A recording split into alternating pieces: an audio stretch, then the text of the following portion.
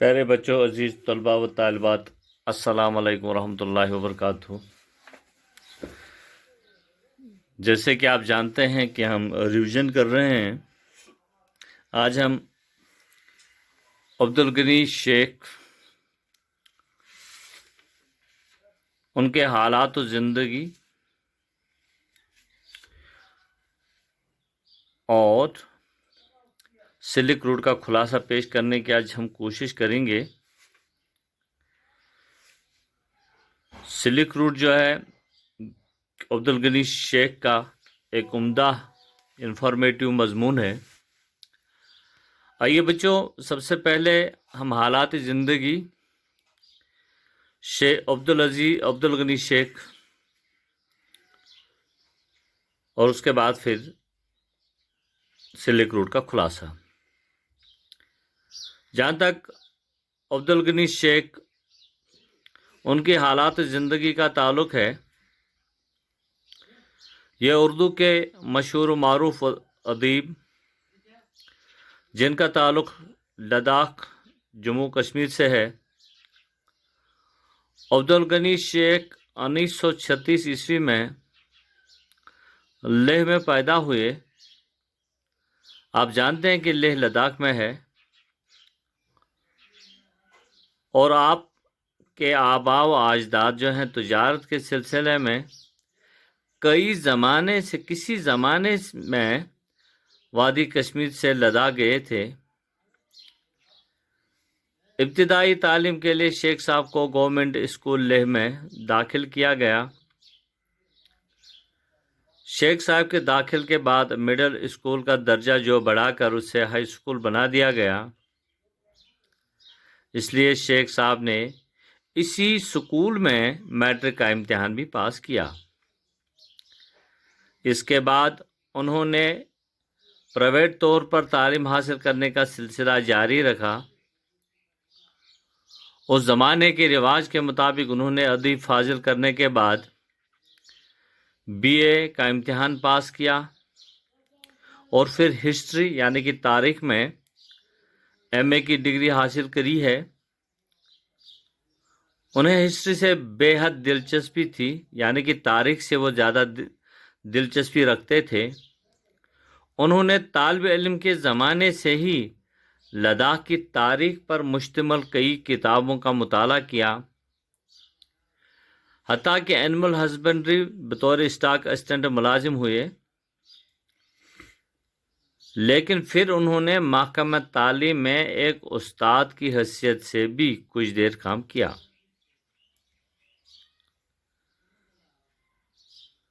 شیخ Abdul Ghani U P S union public service commission کا امتحان انہوں نے پاس کیا اور پریس انفارمیشن بیورو اور پھر آل انڈیا ریڈیو میں ملازمت کی انہوں نے۔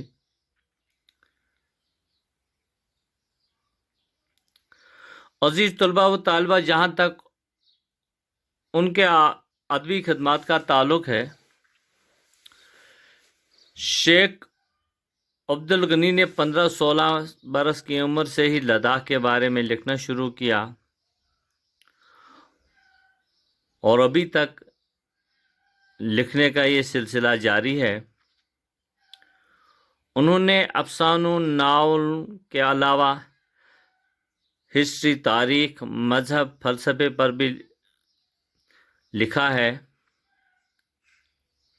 لگ بھگ آج تک 17 کتابیں انہوں نے تحریر کری ہیں، اور اس میں لگ بھگ 6 کتابیں جو وہ فکشن پر ہیں، 5 کتابیں تاریخ پر اور 2 کتابیں بچوں کے لیے بھی انہوں نے لکھی ہیں۔ زوجیلا کے پار، دور دور ابا ان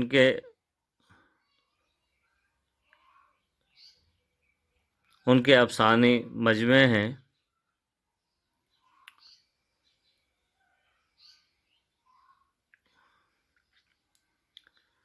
عزیز طلباء و طالبات، دورہا جو ان کا افسانوی مجموعہ ہے کافی مشہور ہوا۔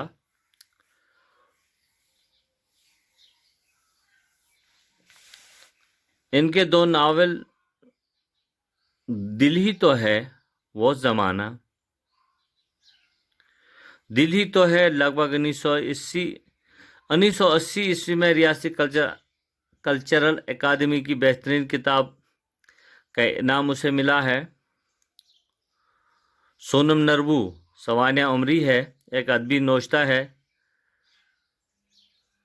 قلم کار اور کتاب۔ اسے مرکزی وزارت اطلاعات نشریات کے شعبہ پبلیکیشنز ڈویژن نے شائع کیا۔ تاریخ پر مشتمل عبدالغنی کی کتاب لداخ تہذیب و ثقافت ہے۔ کتابوں کی دنیا لداخ کی سیر کو ریاستی حکومت نے 1979 عیسوی میں منعقد بچوں کے بین الاقوامی 100 سالہ میلے میں ایوارڈ سے نوازا۔ بچوں کے لیے لکھی ان کی کہانی دادی اماں، Jammu Kashmir state board of school education نے انگریزی میں اس کا ترجمہ کروایا اور اسے میٹرک کے نصاب میں بھی شامل کیا۔ ان کی کہانیوں کا ترجمہ ہندی، تامل، ملیالم، جرمنی میں کیا گیا۔ شیخ عبدالغنی انہوں نے کئی ممالک بین الاقوامی سیمیناروں میں مقالے بھی پیش کیے ہیں،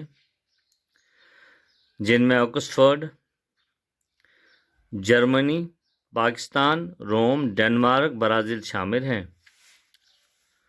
مختصر سا تعارف تھا یہ عبدالغنی شیخ صاحب کا۔ یہ بچوں، آج سب سے پہلے کوشش ہم یہ کریں گے کہ اس کا خلاصہ پیش کرنے کی ہم کوشش کریں گے کہ یہ جو سلک روٹ ہے، یہ سلک روٹ ہے کیا؟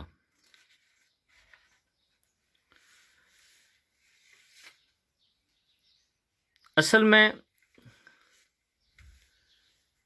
سلک روٹ جو ہے یہ ریشم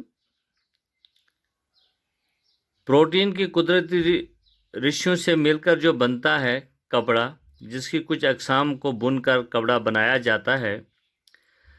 سب سے اعلیٰ قسم کا ریشم شاہتوت کے پتوں پر پلنے والے ریشم کے کیڑوں کا ہوتا ہے، جنہیں تجارتی مقاصد کے لیے پالا جاتا ہے۔ ریشم کی خوبصورتی اور چمک اس کے ریشوں کی تکونی نما ساخت کی وجہ سے ہوتی ہے، جو روشنی کو مختلف زاویوں پر منتشر کر دیتی ہے۔ ریشم کی شاہتوت کے علاوہ بہت سی خودرو اقسام بھی ہیں، مگر انہیں مصنوعی طور پر نہیں پالا جاتا ہے۔ ریشم کی تاریخ 6000 سال سے بھی زیادہ پرانی ہے۔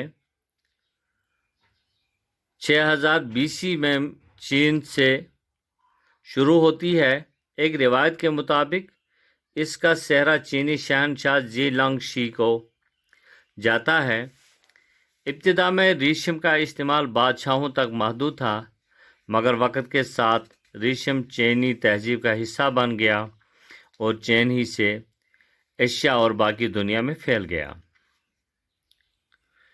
جن علاقوں میں چینی تاجر اسے لے کر گئے، وہاں خوبصورتی اور چمک کی وجہ سے یہ بہت مقبول ہوا۔ مانگ بڑھ جانے سے ریشم سنتی دور سے پہلے بین الاقوامی کا تجارت کا حصہ بنا۔ عزیز طلباء و طالبات،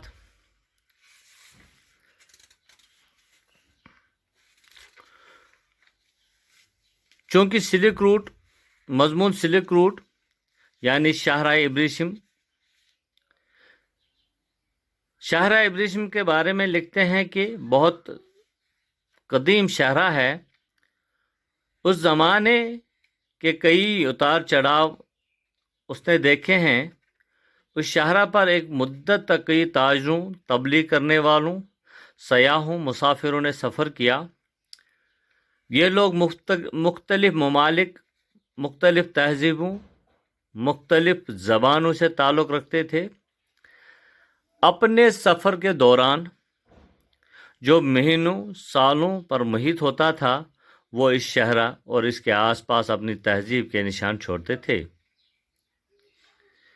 یہ دنیا کی سب سے لمبی شاہراہ ہے۔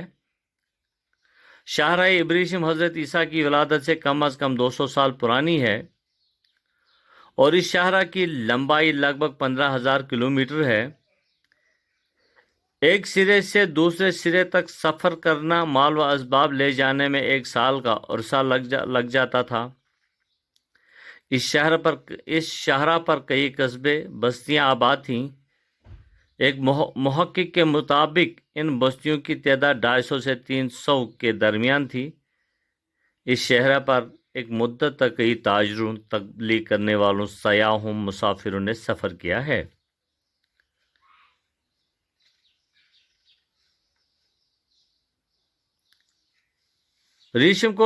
روم کے لوگ ریشم کو بہت پسند کرتے تھے اور اسے اپنا مخصوص لباس ٹوگاس تیار کرتے تھے۔ چین، برصغیر، سنٹرل ایشیا، ایران، جو اس خطے کی 4 اہم تہذیبیں اکایا ہیں، انہیں ٹرانس ہمالین کا نام دیا گیا۔ مغربی ٹرانس ہمالین میں پامیر، گلگت بلتستان، لداخ، مغربی تہذیب، مغربی تبت اور ہماچل پردیش کے متصل علاقے شامل ہیں۔ عزیز طلباء و طالبات، کل پھر اس پہ بات کریں گے ہم۔ آج کا یہ ویڈیو جاری رہے گا۔ کل تک کے لیے اجازت چاہتا ہوں۔ اللہ حافظ۔